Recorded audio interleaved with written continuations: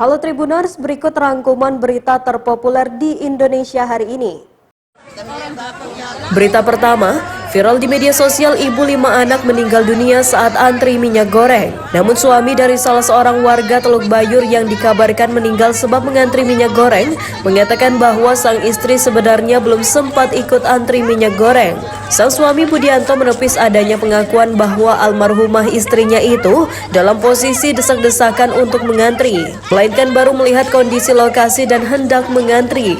Bapak dari 5 orang anak ini menyesali adanya narasi bahwa istrinya ikut mengantri. Tetapi ia mengakui memang sebelum berangkat, almarhum istrinya yakni Sandra sudah mengeluh sedang sakit. Ia mengatakan sebelum berangkat tadi almarhum istrinya pamit untuk membeli nasi kuning untuk sarapan dan ingin melihat antrian di retail nasional. Saat istrinya pergi, Budi dalam posisi mandi dan belum selesai membasuh, orang-orang sudah mengatakan istrinya pingsan.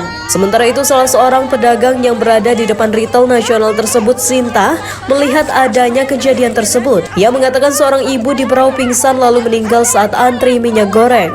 Kapolres Berau AKBP Anggoro Wicaksono melalui Kapolsek Teluk Bayur Ibtu Kasyono mengatakan korban benar bernama Sandra, warga Jalan Kampung Cina Gang 4 Kelurahan Teluk Bayur, Kecamatan Teluk Bayur. Ia menjelaskan kejadian terjadi sekira pukul 7.45 waktu Indonesia Tengah.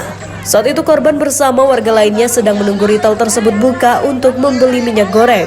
Sandra pun ternyata dalam kondisi sedang sakit dan memiliki riwayat penyakit asma. Namun setelah itu ia tetap menuju ke retail dan ikut berkumpul.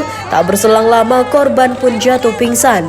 Melihat korban yang pingsan, keluarganya pun membawa kembali ke rumahnya. Jarak antara retail dan rumah korban tidak terlalu jauh, sekitar 85 meter. Dengan menggunakan mobil ambulans Kecamatan Teluk Bayur, dikatakan Kasyono, korban lalu dibawa suaminya menuju ke RSUD Abdul Rifai. Belum sempat tiba di RSUD, korban sudah meninggal dunia.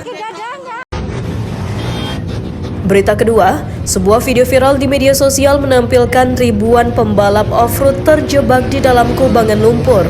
Motor trail milik sejumlah peserta tampak tenggelam dan para pembalap kesulitan untuk menggerakkan motor mereka. Membuat peserta lainnya berusaha menolong agar motor yang terjebak bisa dikeluarkan dari lumpur. Berdasarkan unggahan, ajang off-road tersebut diketahui berlangsung di Toraja, Sulawesi Selatan. Hal itu sesuai postingan akun Instagram @faktaindo pada Rabu 9 Maret 2022 kemarin. Adapun ajang off-road tersebut diketahui diikuti sekitar 3.000 peserta. Sulitnya medan membuat peserta terpaksa memutar balik dan tidak bisa mencapai garis finish. Berbagai komentar warganet pun turut mengomentari soal video tersebut. Sementara warganet lainnya menanyakan kepada penyelenggara soal kondisi medan yang berlumpur.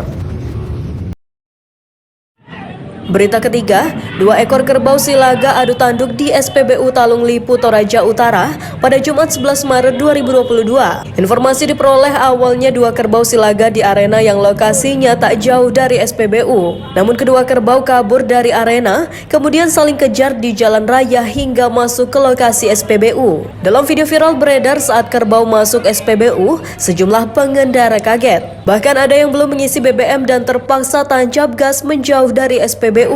Di SPBU 2 kerbau tersebut terus silaga. Sejumlah pemuda diduga pawang kedua kerbau berusaha memisahkan.